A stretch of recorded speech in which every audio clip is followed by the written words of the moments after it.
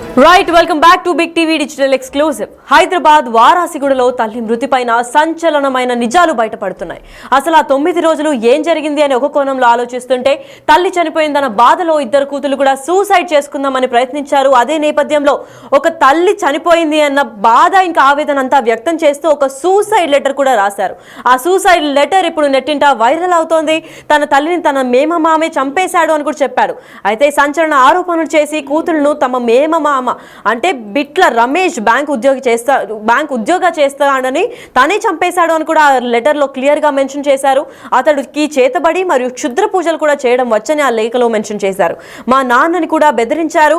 మా నాన్నని ఒక దొంగలాగా చిత్రీకరించారు. దాని తర్వాత మా నాన్న ఇంట్లో నుంచి వెళ్ళిపోయారు అని కూడా చెప్పుకొచ్చారు. ఇదే విధంగా 2021లో మాకు మా మామయ్యకు గొడవ అయింది అని కూతురు చెప్పారు. దాని తర్వాత మామయ్య ఇంటికి మేము వెళ్ళి అడిగిన తర్వాత మా అమ్మను కాళ్ళతో తన్నారు. దాని తర్వాత చిన్న మామయ్య కూడా దీనివల్లే చనిపోయారు. మా చిన్న మామయ్యను కూడా పెద్ద మామయ్య చంపారు. తనకి చేతబడి మరియు క్షుద్ర పూజలు వచ్చు కాబట్టి ఈ తాంత్రిక విద్యలు అన్ని కూడా ఉపయోగించి మా మామయ్యను చంపేశాడు. ఇప్పుడు మా తల్లిని కూడా అదే చంపాడు, తనే చంపాడు అని కూడా ఆరోపిస్తున్నారు. అయితే పోలీసులకు ఫిర్యాదు చేసిన తర్వాత కూడా ఏమాత్రం పట్టించుకోలేదు. వారి గురించి తెలిసి మేము వాడికి జోలికి కూడా వెళ్ళలేదు అని చెప్పారు.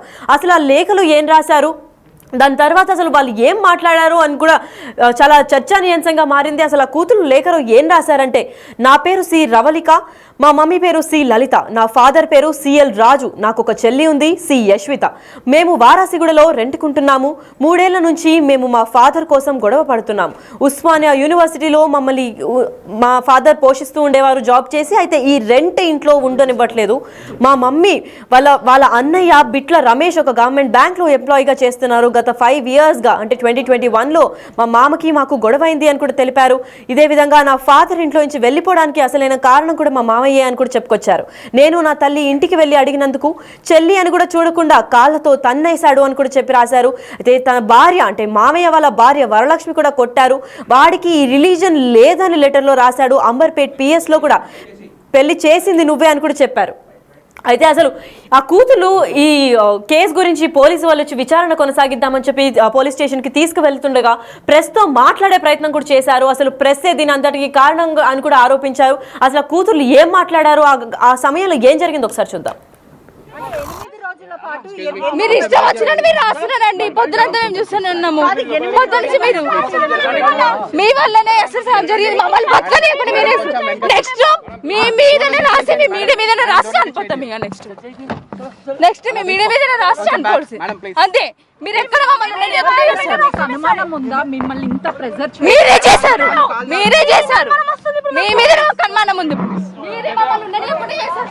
అంటే 8 రోజుల పాటు మీరు ఇష్టం వచ్చినట్టు మీరు రాస్తున్నారండి. పొద్దునంతా మేము చూస్తూనే ఉన్నాము. పొద్దు నుంచి మీరు మీ వల్లనే అసలు జరిగింది. మమ్మల్ని బతకనివ్వండి. మీరే నెక్స్ట్ మీ మీదనే రాసి మీ మీడియా మీదనే రాసి అనుకుంటాం. ఇక నెక్స్ట్ మీ మీడియా మీదనే రాసి అనుకోవాల్సి అంతే. మీరు ఎక్కడ అనుమానం ఉందా? మిమ్మల్ని ఇంత ప్రెజర్ మీరే చేశారు. మీ మీద అనుమానం ఉంది. అంటే 8 రోజుల పాటు మీరు ఇష్టం వచ్చినట్టు మీరు రాస్తున్నారండి. పొద్దునంతా మేము చూస్తూనే ఉన్నాము.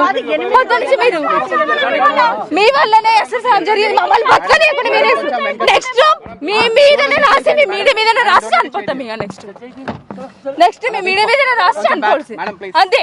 మీరు ఎక్కడ అనుమానం ఉందా? మిమ్మల్ని ఇంత ప్రెజర్ మీరే చేశారు. మీ మీద అనుమానం ఉంది. అంటే 8 రోజుల పాటు మీరు ఇష్టం వచ్చినట్టు మీరు రాస్తున్నారండి. పొద్దునంతా మేము చూస్తూనే ఉన్నాము. పొద్దు నుంచి మీరు మీ వల్లనే అసలు జరిగింది. మమ్మల్ని బతకనివ్వండి. మీరే నెక్స్ట్ మీ మీదనే రాసి మీ మీడియా మీదనే రాసి అనుకుంటాం. ఇక నెక్స్ట్ మీ మీడియా మీదనే రాసి అనుకోవాల్సి అంతే.